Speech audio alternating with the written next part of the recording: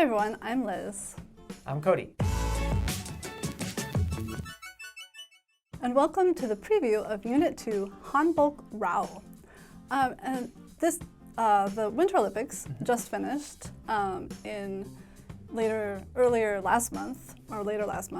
And during the opening ceremony of the Winter Olympics, there was a bit of a controversy here in Korea. And it was because there was a performer in the ceremony who was wearing a Korean hanbok. And the Chinese authorities said that there was no cultural appropriation. They were doing it to show respect to their ethnic minorities.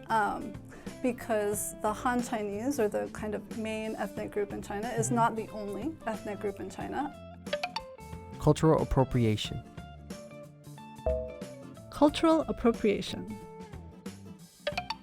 Han. Han. There's also many Mongols and Kazakhs and ethnic Koreans. And they're called Chao Shansu, maybe, in Chinese, and Chosonjok in Korean. And so they were people wearing the Kazakh traditional uniform or outfits and Mongol traditional outfits, and also the hanbok. And this is China's story. But Korea had a little bit of a different view about that, which we'll talk about in the review. Yeah. But did you watch the Olympics this year? I watched some of it, mostly like the speed skating, short track, and some of the controversies around that. Okay, yes. So more controversy upon Lots of controversy. That was the only things I watched. I tried to watch some of the hockey games, but I just missed it. I kind of wanted to see that. But other than that, I didn't watch any other events. How about you? I was the same. I watched a lot of skating, all kinds of figure skating and speed skating and short track. And some of the snowboarding. We actually watched quite a bit of the Olympics. I really wanted to watch the ice hockey. Oh, yeah. Because I have a friend who was actually in the Olympics many years ago. Cool. Playing ice hockey, and a lot of my hubei or juniors from high school are on the team currently.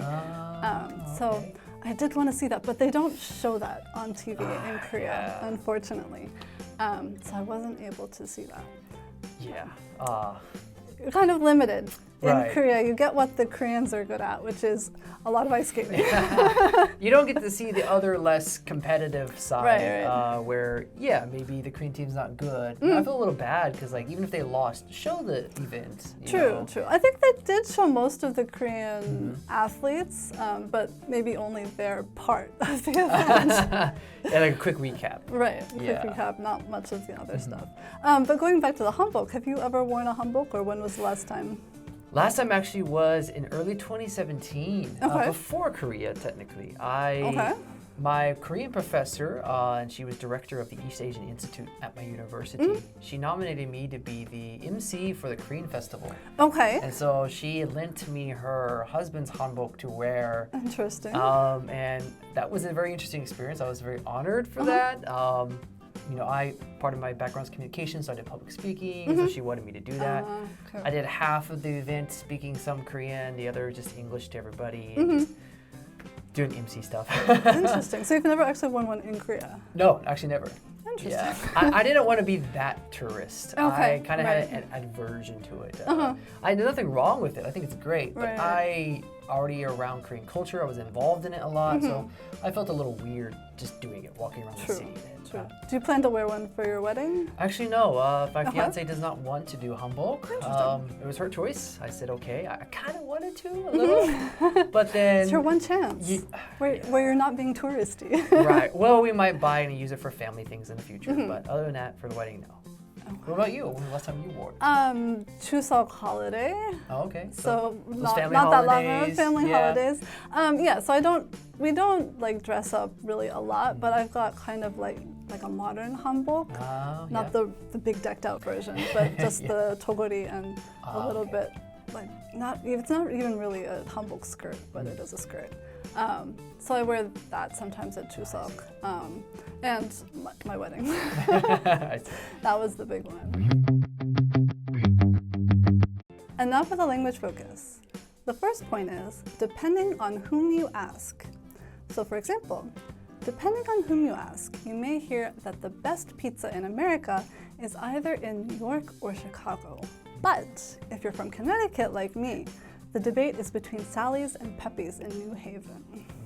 I don't know those places. New Haven pizza is really famous. White clam pizza. Ooh, clam, that sounds good. Now, for mine, go so far as to. So for my example, I really like bulldog, but I wouldn't go as far to say I love it. Okay. Yeah. More food. Lots of food. Okay, and that's all for the preview of Unit 2 Hanbok Rao. We'll see you in the review.